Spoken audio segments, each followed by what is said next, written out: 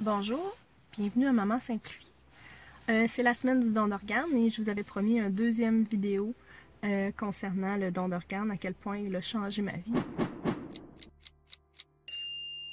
Je vous ai conté l'histoire de mon père. Maintenant, je vais vous en raconter une autre. Parce que 2 fois plutôt qu'une dans ma vie, j'ai eu la chance d'avoir des proches qui ont été sauvés par ça. La deuxième est plus récente. On était 2 quand j'étais petite dans ma famille, avant que ma mère et mon beau-père se rencontrent, parce qu'à ce temps je dis qu'on est 4, mais j'avais moi et mon grand frère. Puis en parallèle à nous, il y avait mes 3 cousins, Sébastien, Samuel, puis Frédéric. Puis Dominique, je t'ai pas oublié, mais là, mes souvenirs vont de avant que tu naisses. Je suis désolée, ma chouette. Je t'aime pareil. Du plus loin que je me souvienne, Samuel était mon meilleur ami. Quand j'étais petite, là, c'était vraiment... J'aimais tellement ça. On se faisait tellement de fun. On allait passer, moi et mon frère, des étés, des fois, chez ma tante ou chez ma grand-mère, puis on jouait au chalet. Sébastien, le plus vieux, avait le même âge que mon frère, puis Samuel et moi, on avait 9 jours de différence. Malheureusement, il y avait Frédéric qui était plus petit, puis qu'il n'y avait pas de père avec lui. Je suis désolée. On t'aime tellement fort, mais ça devait être pas toujours facile. Mais bref, Samuel puis moi, on avait 9 jours de différence. On a fêté notre anniversaire ensemble plusieurs fois. Il s'est même cassé le pied à cause de moi aussi. On allait à la pêche, on se faisait un zoo. On a fait un zoo du bois qu'on appelait. Plein de belles aventures. Bref.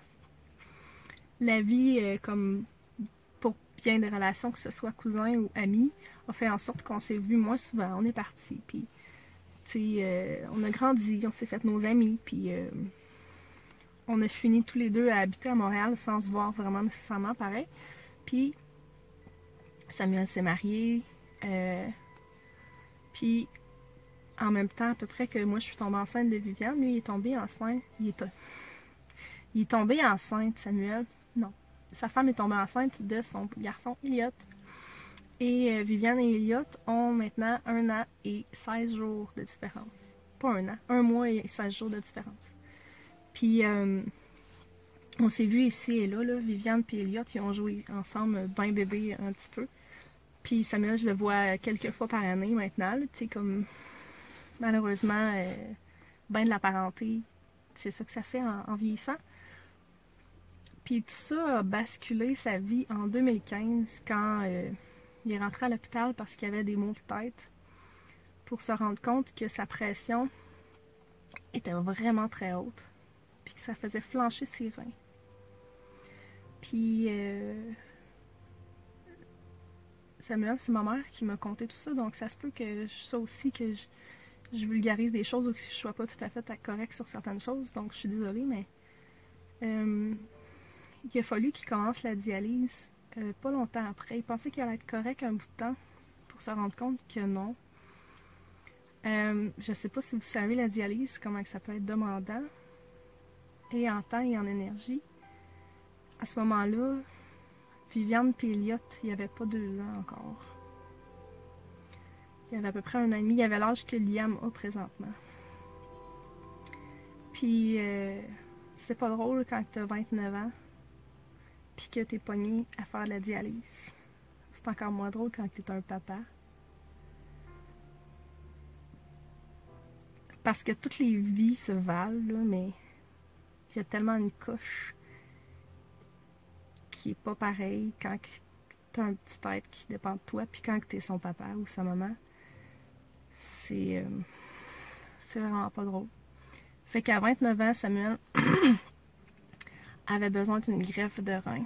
Puis c'est une épreuve en soi quand même, là. Donc c'est la panique générale dans la famille, on peut se le dire. C'est ma tante, sa mère puis mon oncle qui ont pris les devants, comme je crois que la majorité des parents feraient, mais il y a une différence entre se dire que je le ferais puis le faire. Ils ont tous les deux fait les procédures, puis étant tous les deux compatibles, mon oncle était le plus compatible entre les deux. Donc c'est le 29 mai ou le 30 mai. Je suis pas sûre exactement de la date, mais que mon oncle a donné son rein à son fils Samuel. Puis qui a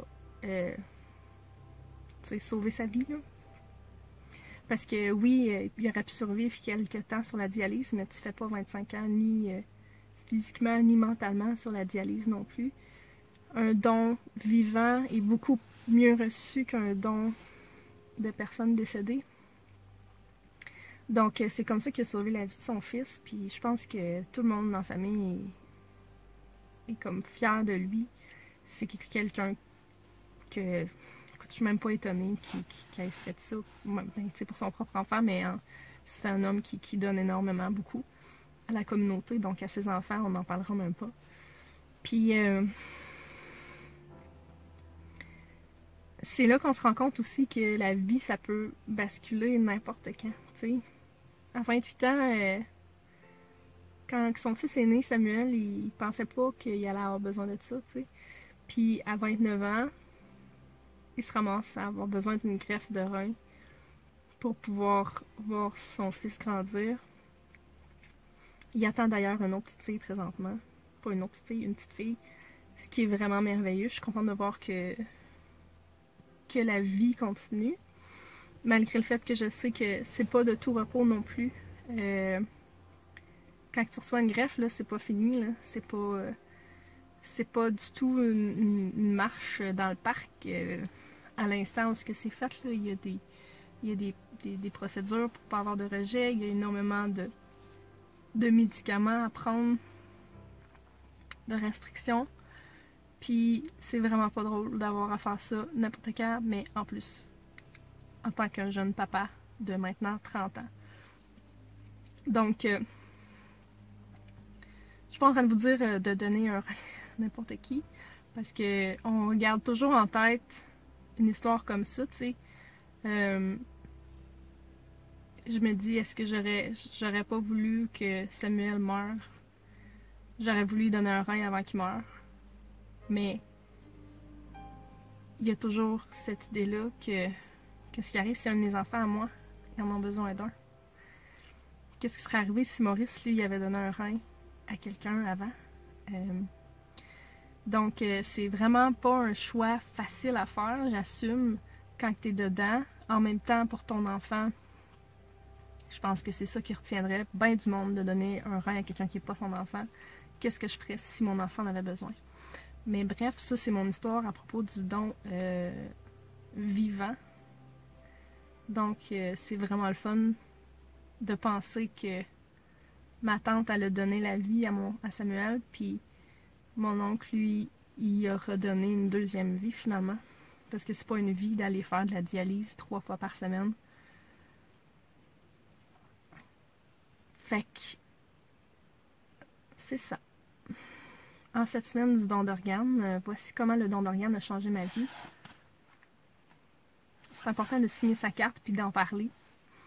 Puis je serais vraiment intéressée à connaître vos histoires s'il y en a, parce que je sais que le don d'organes étant quelque chose qui existe depuis de plus en plus longtemps, à force que le temps passe, ben il y en a de plus en plus des gens qui sont affectés par ça. Donc c'est toujours intéressant de savoir les belles, même les moins belles histoires qui sont arrivées par rapport à ça. Donc c'était ma capsule deuxième capsule sur le don d'organes. En espérant que ce soit intéressant pour vous, pareil, même si ça n'a pas rapport du tout avec ma chaîne. Et on se reparle dans une autre vidéo. Bye!